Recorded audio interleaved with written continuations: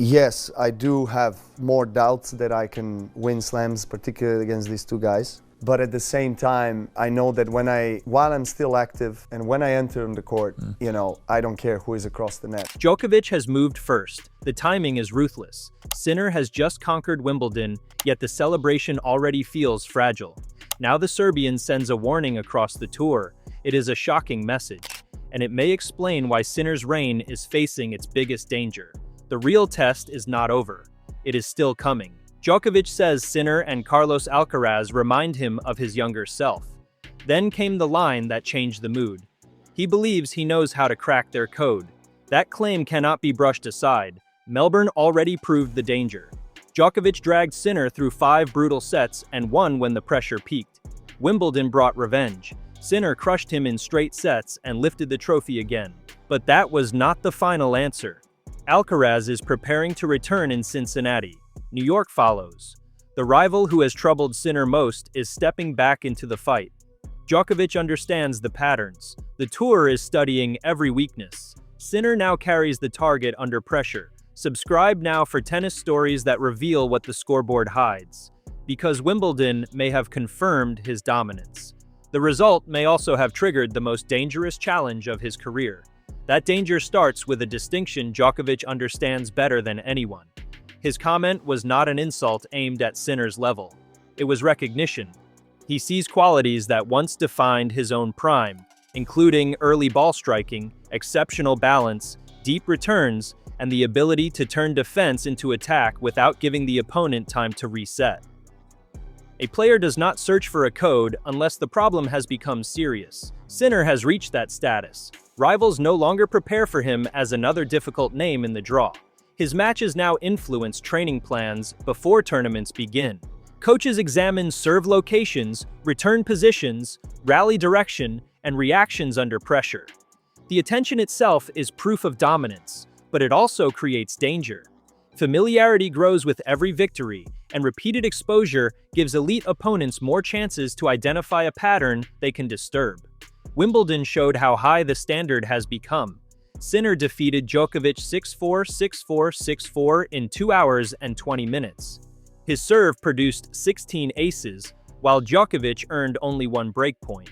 The Italian controlled the center of the court and prevented the exchanges from developing into the complicated tactical battle that usually suits the Serbian. Center court expected tension. Sinner offered control instead. That win carried more meaning because it was not their first grass court lesson. Sinner had beaten Djokovic in the 2025 Wimbledon semi-final as well. The latest result moved the Italian ahead 7-5 in their rivalry and gave him 6 victories from their previous 7 meetings. Those numbers make any claim that Djokovic has fully solved him impossible to defend. Melbourne keeps the story alive. Their Australian Open semi-final followed a different script. Sinner moved ahead by 1 set twice, but Djokovic stayed close enough to extend the contest. After 5 punishing sets, the Serbian prevailed 3-6, 6-3, 4-6, 6-4, 6-4. He did not dominate every phase. Survival, discipline, and late-match clarity produced the upset. That result explains why Djokovic's words deserve attention despite the Wimbledon score. Knowledge becomes valuable when a match enters uncomfortable territory. During shorter exchanges, Sinner's pace often removes choice from the opponent. Across 5 sets, momentum can change through fatigue, tension, altered conditions, or one hesitant service game. Djokovic has spent his career understanding those shifts. In Australia, he used that experience before Sinner could close the door. Sinner's response since Melbourne has been extraordinary. He won Indian Wells and Miami without surrendering the Masters momentum that had started in Paris late last season. Monte Carlo then brought a major breakthrough against Alcaraz. Titles in Madrid and Rome followed. By completing the first 5 Masters 1000 events of 2026, Sinner created a record opening to the season at that level. Rome added historic significance. Victory there completed the career Golden Masters, making Sinner only the second man after Djokovic to win all 9 Masters 1000 tournaments. He also became the first Italian men's singles champion in Rome since Adriano Panatta in 1976. The achievement answered doubts about his ability to dominate. Through slower clay conditions, where patience and movement are tested differently. Wimbledon strengthened the argument. Alexander Zverev took the opening set of the final, creating the kind of resistance that can shake a favorite. Sinner recovered in the second set tiebreak and gradually took command, winning 6-7, 7-6, 6-3, 6-4. The trophy became his second consecutive Wimbledon title and fifth major championship. That resume does not belong to a player surviving on one narrow formula. The real story, therefore, moves beyond a secret weakness. Djokovic's message matters because Sinner has entered the stage where excellence attracts organized resistance. During Djokovic's prime, major rivals attacked him through contrasting methods.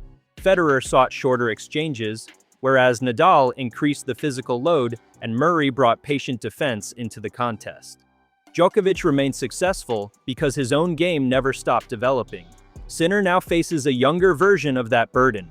The foundations of his game are clear to everyone. He takes the ball early and redirects pace with little preparation. His backhand changes direction sharply. The forehand creates damage from positions that once forced him into defense. Passive opposition usually gives him control, so rivals are increasingly pushed toward risk before they feel comfortable. Preparation against him will become more creative. Varied return depth can prevent an immediate first ball attack, while higher trajectories may create space for a move forward. Serve placement might pull Sinner away from his preferred contact zones. No choice guarantees success. Disruption is the purpose, which makes Djokovic's phrase about a code a description of process rather than one magical answer. Carlos Alcaraz makes the coming period far more dangerous. His entry into Cincinnati signals a targeted return after the right wrist injury suffered in Barcelona. The problem forced him to miss Roland Garros and Wimbledon, removing the strongest established rival from two of the season's largest stages. Cincinnati is scheduled for August 13th through August 23rd, shortly before Alcaraz begins his US Open title defense. His condition remains an unknown. Practice cannot fully recreate match pressure, sudden changes of direction, or the stress placed on a recovering wrist during desperate defense. Early rounds may expose uncertainty. The serve could need time. Confidence on the forehand may not return immediately.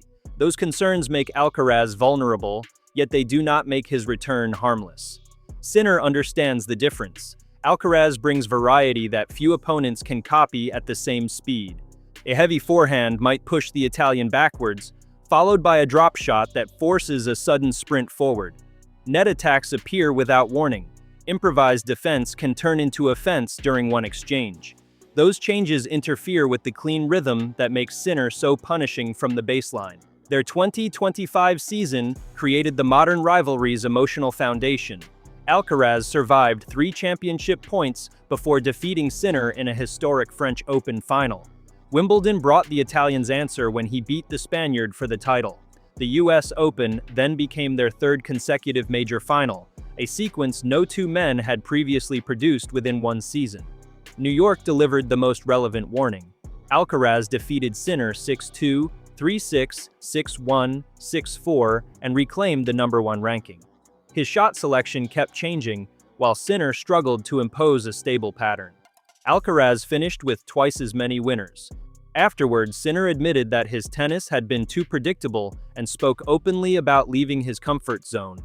That confession connects directly with Djokovic's message. The word code does not mean Sinner loses whenever an opponent follows fixed instructions. It means his strongest rivals understand the decisions he prefers under pressure. Djokovic sees those habits through decades of tactical experience. Alcaraz senses them through familiarity, athletic instinct, and repeated exposure in major finals. Evidence from 2026 suggests that Sinner has already responded. His Monte Carlo victory over Alcaraz required patience on clay rather than simple baseline acceleration. Madrid and Rome showed greater comfort during slower exchanges. At Wimbledon, improved serving protected him from unnecessary stress. Development is already visible, which makes the next examination more interesting rather than less threatening. Hard courts will reveal whether those additions remain effective under different demands. Cincinnati can be quick and hot, with limited preparation after the grass season. New York introduces noisy night sessions, changing weather, heavy expectations, and opponents willing to attack without fear. The environment can disturb timing before tactics even enter the contest. Sinner also carries the weight created by an exceptional season. He is world number 1. 5 Masters trophies and a defended Wimbledon crown have given him 6 of the 7 biggest titles contested since the Australian Open. A strong year has become a possible landmark campaign. That status changes every match because beating him now becomes an event in another player's career. Public perception will become harsher as well. A semi-final loss once looked like progress. At Sinner's level, the same finish may be framed as failure. That shift does not alter his tennis, but it increases the emotional cost of every setback and makes recovery between tournaments more complicated. Danger may appear before any meeting with Alcaraz or Djokovic. One fearless server could reduce the contest to a handful of points, or an aggressive returner might catch a perfect day.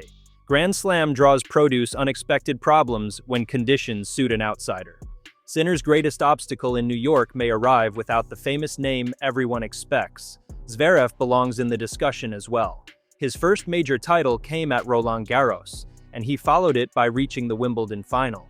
Recent meetings strongly favor Sinner, although Zverev's serve and backhand remain serious hard-court weapons. His willingness to move forward during Wimbledon suggested that he recognizes the danger of allowing Sinner to dictate from the baseline. Djokovic presents another type of threat. Ranking alone cannot measure his value at a major. A manageable route through the draw would preserve energy, giving his experience greater influence in the final rounds. Melbourne proved that his nerve remained strong enough to defeat Sinner across 5 sets. Wimbledon demonstrated the physical problem that can prevent tactical knowledge from becoming a result. His final question was therefore the most honest part of the message. Djokovic believes he understands what the challenge demands. At 39, execution depends on recovery, movement, and the condition of his body after earlier rounds.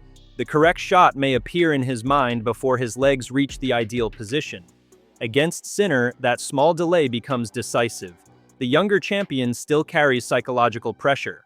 Melbourne showed that a lead can disappear when Djokovic refuses to yield. Wimbledon restored Sinner's authority, but another hard-court meeting would bring the Australian Open memory back into the conversation.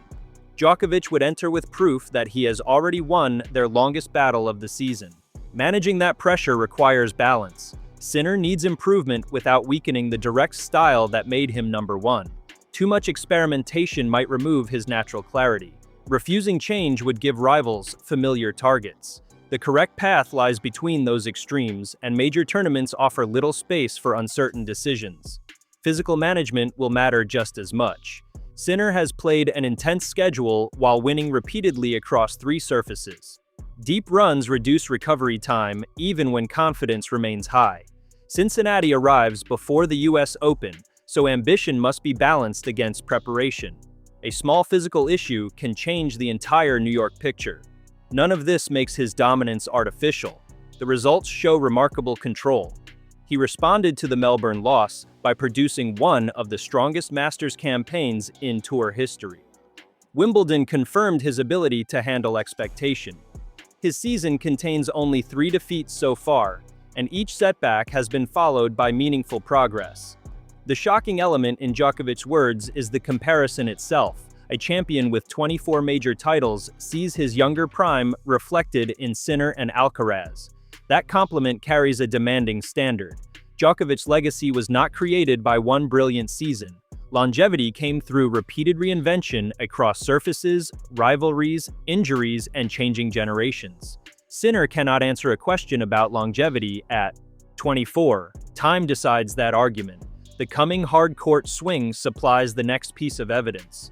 Alcaraz's competitive level should become clearer in Cincinnati before the US Open measures whether Sinner has transformed last year's lessons into reliable weapons. New York also offers a chance to reclaim something personal.